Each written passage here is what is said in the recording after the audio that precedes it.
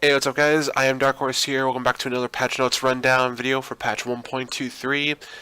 I recorded a video last night for the patch notes rundown, but then I saw that they added one or two more things to the patch notes, so I kind of wanted to redo that. So here is the patch notes for you guys. New escort map, Rialto. Rialto is home to Talon agent Antonio Bartolotti's sprawling estate and the backdrop to the infamous Venice incident, a turning point for Overwatch and Talon.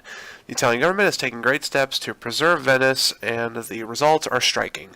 Tourists visiting this picturesque town can sample the regional cuisine, enjoy a relaxing gondola ride, visit Galleria d'Arte Omnica. I think I'm saying that correctly, or simply take in the sights and with a stroll along the canal. I have played a game on the PTR on Rialto. So far, I like the map. Don't really see too many issues with it. Although I haven't played it enough yet, so I'll try to get one, maybe two more games in, before I make a final assumption. Maybe more. But so far, it's a nice map. Brigida, kind of saw this coming. Shield Bash, cone angle reduced from 90 to 60. When fighting against Brigida, it often felt like Shield Bash was able to hit players who felt like they were out of its range and should have dodged it. On the flip side, when playing against Brigida, sometimes players would hit the wrong enemy in the middle of a fight. With the cone damage reduced, the ability is more accurate to its visual representation. Trace remains. I remember watching Joe King talk about this in his video for Season 10 changes, and I'm kind of afraid that this might be the same thing that happened to Doomfist. As soon as he released, he was probably one of the most popular DPS heroes in the game, and then as soon as they reduced his Rocket Punch hitbox, he just fell out of the meta completely. And it was like almost borderline unplayable. There are still people like Chips, even throughout all his bugs, he just looked at him and was just like, I can make this work. but hopefully this won't hurt her as much. Haven't really gotten to play on much, but I need to start playing her more. But moving on, Genji, Deflect, hitbox size has been reduced. The hitbox on Genji's Deflect was big enough that it would sometimes reflect projectiles that were pretty far away from him. We've tightened up the hitbox, which should solve this problem while still fully protecting him from projectiles that would hit him from the front. I personally like this nerf,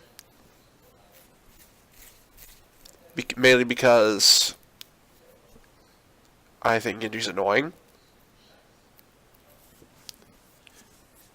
Just kidding. But I mean, I guess he wasn't really in like that great of a spot. I mean, he gets almost perma-picked in the Overwatch League. Or I mean, from all the matches I've seen. Haven't really watched, a lot of Overwatch League lately, mainly because I'm just bored of watching mirror matches. But I personally feel like a nerf is definitely welcome. Hanzo, Stormbow projectile speed increased from 85 to 100. Sonic Arrow cooldown decreased from 20 seconds to 12 seconds. Duration decreased from 10 seconds to 6 seconds. Radius decreased from 10 meters to 7 meters. And new abilities, Lunge, press jump, and while in the air to leap horizontally. Storm Arrows, Storm Arrows replaces his existing Scour Arrow ability. Hanzo can now rapidly fire up to 6 arrows that deal reduced damage, but are always fired at full power.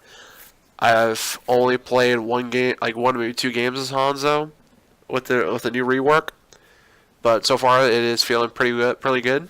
I like the increased speed of his projectiles, and the storm arrows do feel pretty good. But the thing is, like, I usually play hit-scan heroes. I don't really play projectile heroes that much.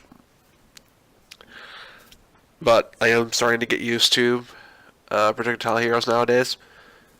So maybe if I can learn my limits with Hanzo, maybe I'll probably add him to my hero pool. I forgot to read the... The goal of the Hanzo changes is to allow him to have new options and maintain his high damage output while removing the frustration of fighting against the old scatter arrow. Hanzo is now much more mobile with his new longeability, and with the combination of the bow projectile speed increase and the new Storm Arrow's ability, he can now deal his high damage more consistently than ever before. Yep. The Hanzo that we have on live, he sucks.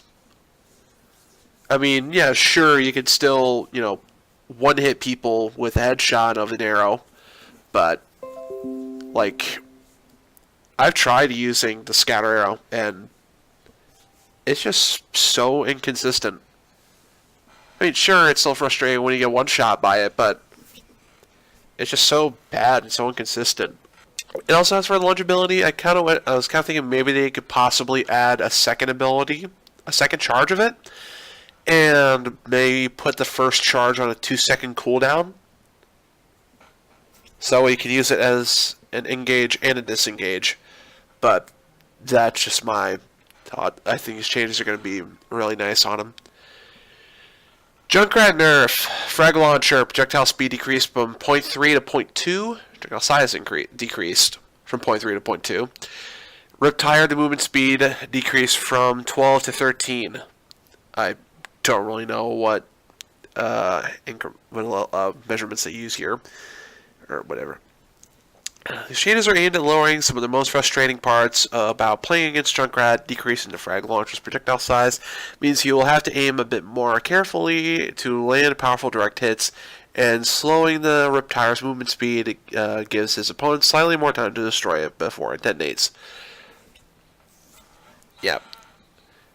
It could just be that my aim is not that great, but I have issues when it comes to trying to kill the frickin' Riptire. I'll just leave it at that. So, I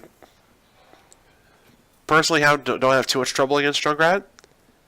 I mean, especially considering I'm a tank main, and he absolutely destroys tanks. But Junkrat isn't too bad for me. But these nerfs are definitely welcome, though. Lucio buffs. Wall ride. Wall ride is less likely to be interrupted along a single surface. You can now go around corners, both outside corners and inside corners, without having to leave the wall. Can now land back on the same wall after leaping away, provided his leap takes him far enough away from the original jumping off point. There is a small nerf in here, though. Movement speed bonus when leaping off of walls decreased from 2.5 to 2.0 meters per second, and added a minimum time that the jump key must be held before Lucio can wall ride around corners.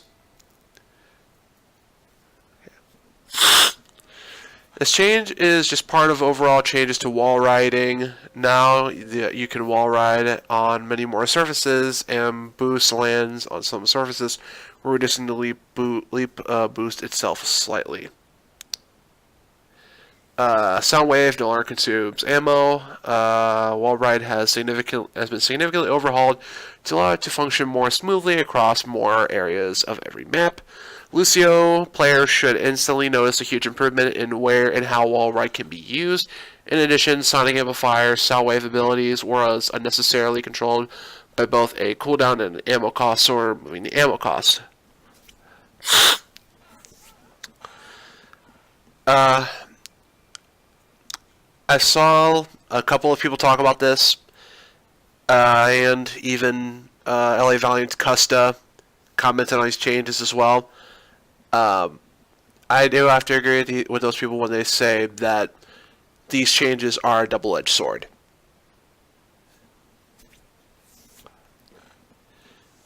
It's a nice mobility boost for him, but I'd say the worst part about it is that it's basically just reducing the skill ceiling. I mean, I'm not good at Lucio.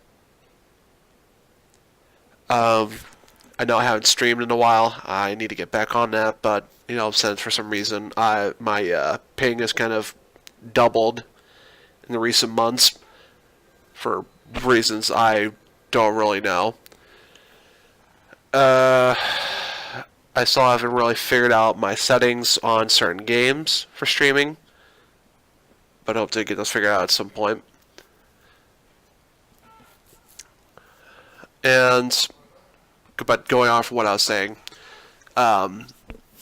Lucio players are just going to start blurring together, and it's gonna be hard to differentiate from the both of them, for or any of them, for that matter. But buffs are always welcome. Tracer is fucking obnoxious. This hero needed to be nerfed in one way, shape, or form. Max damage, pulse bomb, max damage decrease from 400 to 300.